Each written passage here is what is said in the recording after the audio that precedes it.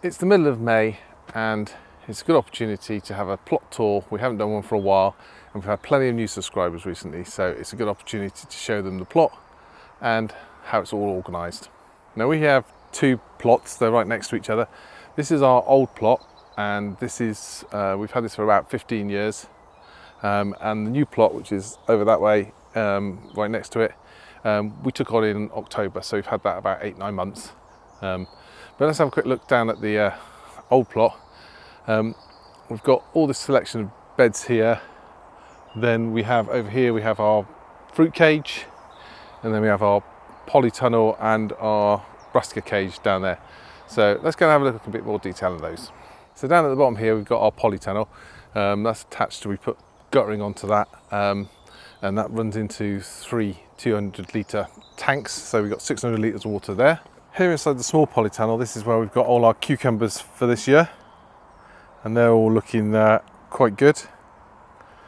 So we put those in a few weeks ago and they're just starting to take and grow on. So we've got a mixture of full-size sort of telegraph cucumbers and also some little tiny mini munch ones. Over into the brassica cage. Now we built this out of old trampoline poles and water piping, and it's covered in Enviromesh. Down the front here we've got some carrots, so we just need to thin those out a little bit, and then we've got some of our onions. These are exhibition onions. We're not growing them for exhibition, that's just the variety. So we're hoping to get some really big onions there. And then we've got some cabbage down here and a few different cauliflowers and broccoli. And these are all the ones that went in earlier. These are the ones that went in a little bit later. So we get a bit of a succession going on. And everything's looking good. Now, if you do have one of these, it's well worth, we've put fly paper up in here because although it's Enviromesh, it stops anything getting in. It does mean that anything that's already in here can't get out. Moving down to the bottom of this plot, we've got all our potato packets. These are all our main crop potatoes. They're a little bit hit by the frost, but they're doing okay. We've got plenty of rhubarb going on here, and we put a load of our spare onion sets in here. And this is our apple tree, and as you can see, there is absolutely tons of apples. I mean, each one of the flowers has actually produced about 4 or 5 fruits. So one of the jobs we have to do today is go through and just trim those out a little bit, because there is no way that this tree can support that many apples. So we're going to have to thin those down a bit and just cut out, just leave 1 or 2 per flower head. And then down here we have our comfrey, which is what we use for making our, the bees love it, and it's also what we use for making our liquid fertilizer.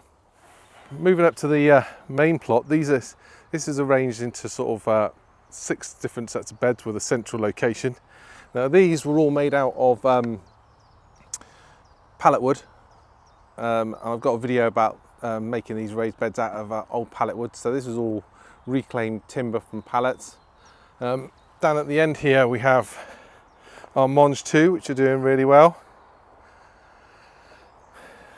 In this bed over here we've planted up some parsnips, and just about see that it's quite weedy at the moment, so I'm just waiting. These are the parsnips, so we just need to go through and sort out all the other weeds that are in there, but we just let them grow on a little bit just so we can know we're not pulling out parsnips and we are pulling out weeds, but they're starting to establish, so you can see where the rows are. Down on this bed we're still waiting to use this one. We'll probably put our courgettes in here, but we've got our peas growing, and there's another 2 sets of peas. And down at the end here we've got our multi-sown beetroot, which is all coming on. Another bed that needs a little bit of tender loving care is the spinach bed. All the spinach is growing, just needs a little bit of weeding. And this is where we keep some of our herbs, and we don't use a lot of this. I just use it for like rubbing my hands on and getting the scent off. That's rosemary and some 2 different types of mint. So it's lovely just to actually come in here, just rub your hands over it and take the smell of that. That's lovely. Down in amongst these 2 bits we've got our French beans. We've got a bit hammered by the frost, but as you can see they're starting to recover as well. And then in this bed, we've got a combination of some multi-sown spring onions and some multi-sown leeks.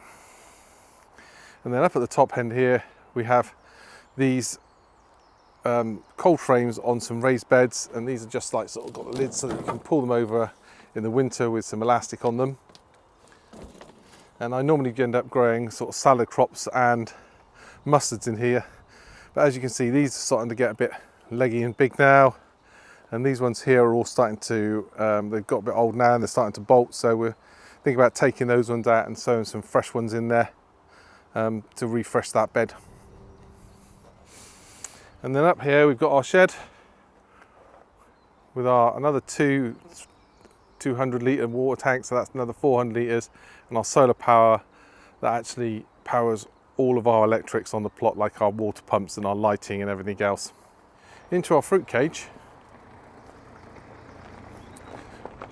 Here we have we built this out of scaffolding poles and netting. Down at the bottom here we have some bush style blackberries, and this is our cherry tree which are training into a fan. And here are our blackberries, and our blackberries are all flowering nicely, and we should be getting some fruit off of those later on. And then here we have a couple of beds which are piled up with ericaceous compost, and this is our blueberry plants, and as you can see we've got tons of little blueberries all forming here. And then this is our honeyberry plant, and that should start producing some fruit soon. You can just see just down in here the fruit's just starting to form underneath. I can see that there's a couple of things have got in here even though it's covered up, and there's a little bit of bug attack on here and a couple of the ones up here, so we'll just have a quick look at those later and just sort that out. And then down here we have one of our strawberry beds, and as you can see the strawberries they've flowered and they're just starting to form their fruits. And the grapevine is doing tremendous. So we've had this in about 3 or 4 years now, and we've been training it across these different ones, these different lines. As you can see, they're all starting to shoot up, so we'll start to take these bits off so that we only got some short stalks. We only want a couple of maximum of 2 sets of fruit on each of these branches, maybe only 1 actually. So we'll be chopping those down just to actually shorten those off and then letting them grow along. And down in these next 2 rows we have our raspberries, which we have struggled with for the last couple of years, but they seem to be doing all right this year. They've got plenty of things on there. There's a little bee just in there, just buzzing around. You see him there, just buzzing around. And, yeah, doing some good pollination there, mate. Keep up the hard work. Keep up the hard work. And then down here at the end we got our loganberry, which we do need to keep control of because it is quite aggressive as a grower. But again, plenty of flowers and should get plenty of fruit off of that.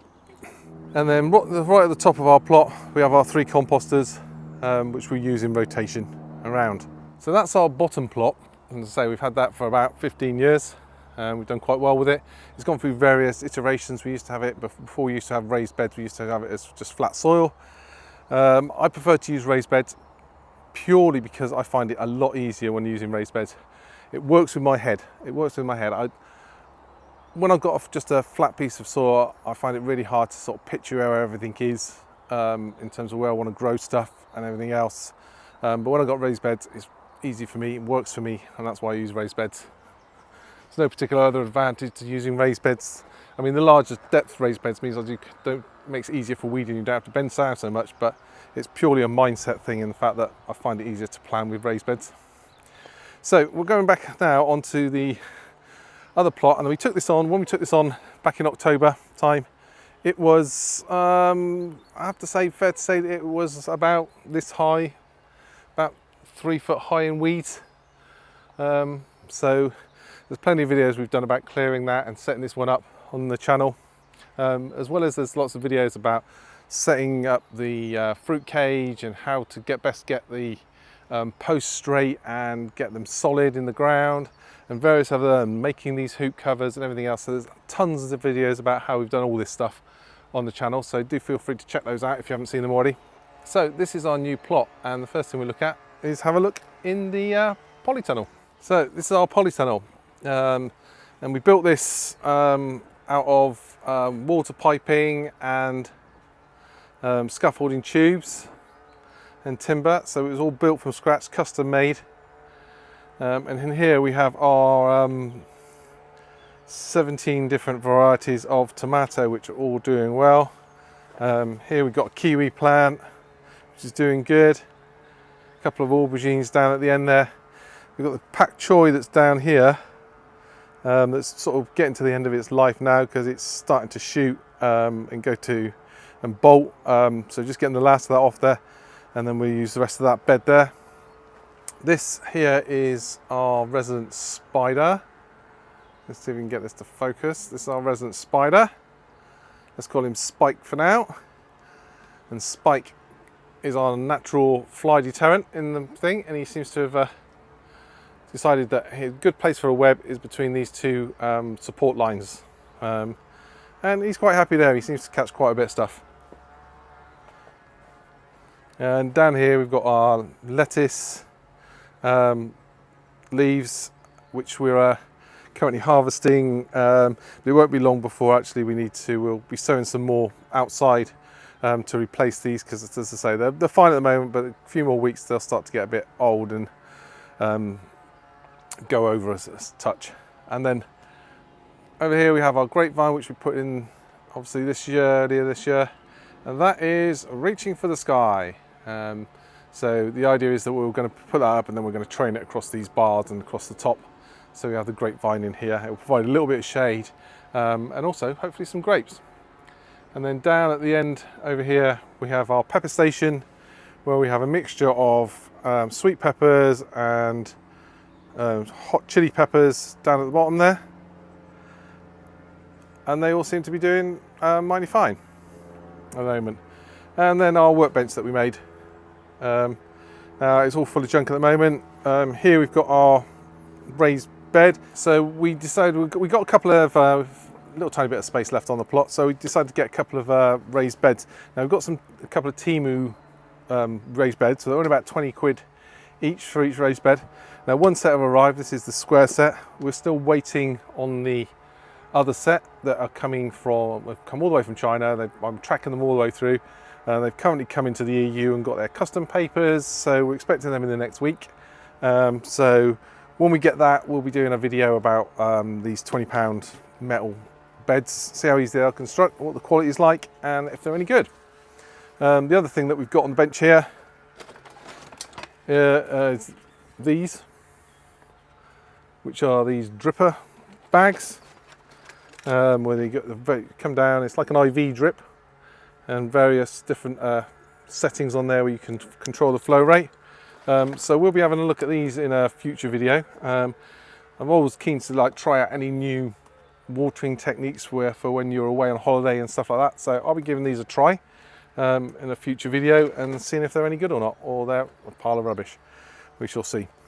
Coming out of the polytunnel, we've got our second strawberry bed, and again these are all flowered and they're starting to form their berries. In here you can see there's a couple of rogue potato plants. Might just, just leave them in place, I guess. I was going to dig them up, but I might just see if they grow while they grow and we get any potatoes off them. That's because we used, when we were filling these beds up, we used some old potato bucket compost in there that we'd sort of refresh with a bit of chicken manure and other bits and pieces in our own compost. So obviously there's a little bit of potato in there. So we now got 2 new potato plants, which we weren't expecting. Moving along the beds, that's bed 1. In here we've got our cauliflowers planted up, and some garlic. Along here we've got some more garlic, some shallots and some more onions. And then we've got even more onions down here. These are white ones and these are the red ones. Coming around, we've got a bed of a mix of cabbage and broccoli in that bed. And again, so these are the ones that we planted first of all. And then followed on about 3 or 4 weeks later, we planted up these ones. So that'll provide our succession. So when those other ones are done and dusted and we've had the heads off of those, hopefully those should be coming on a little bit better by then. And then this is our other bed that we haven't got anything in at the moment, and that's being left for the kale. So these are potato buckets, which are our first and second earlies, which is what we call them in the UK. In the America, they don't refer to them as earlies, they refer to them as determinate potatoes, whereas the main crops are indeterminate. So these are all our early potatoes. As you can see, these all got hit by the frost a little bit, the tops of them. But as you can see, they're actual starting to put on new growth now, so that's all good. And they're recovered. And down here we've got our single seed potatoes, which at the moment we need to earth these ones back up, because these are actually, although they're in this bed, these are the single seed potato ones, and they're main crop potatoes, so we need to earth those ones up. Now we've got 1, 2, 3, 4, 5, 6 that are doing really well. We've got one down here that never really took. It was a really small piece of the potato. And then the other two took a real hard hitting from the frost. So I'm hoping that they'll recover, but we will wait and see. And then lastly, we're moving over to the greenhouse area. This is the seat that we built out of pallet wood. That sort of, the bottom bit comes out and it all folds together. So there's a video about that if you want to make one of those. These are all our buckets that we use for putting our nettles and everything else in. Early on you would have seen that there's some nettles in the fruit cage down behind where the cherry tree is.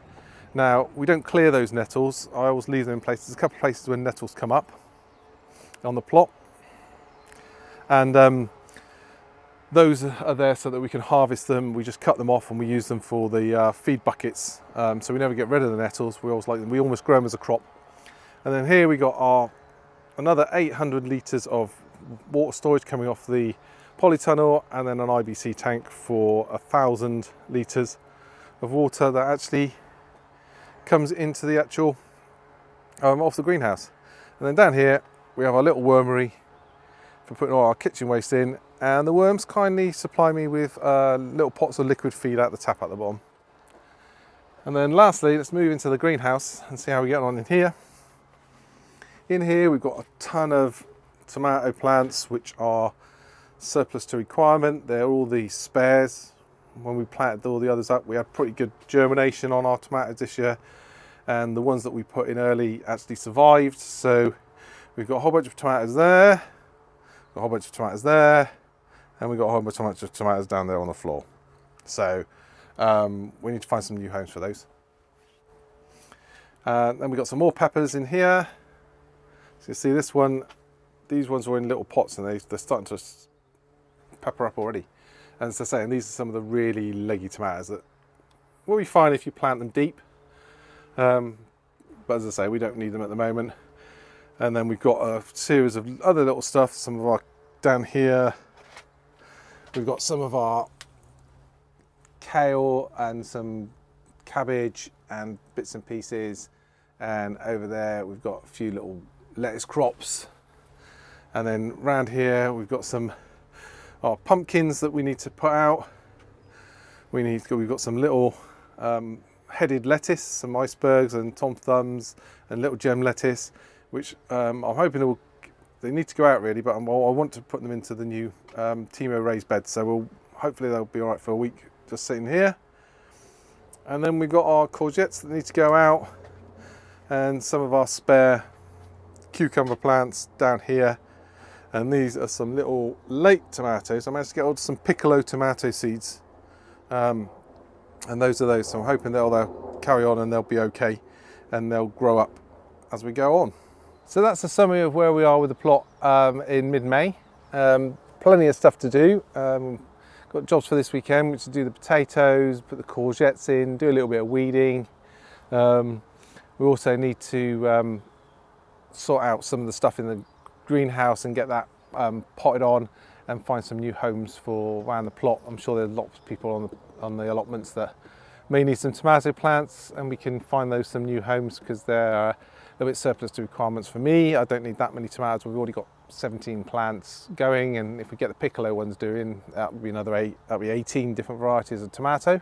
If there's anything particular you want to know more about on the plot or how we've done it, we've probably done a video about it, or which will be in our catalogue of videos, or if there's something specific you want to know, just leave a comment down below, and I can answer you there, or potentially we could do a new video about it if there's enough interest on it.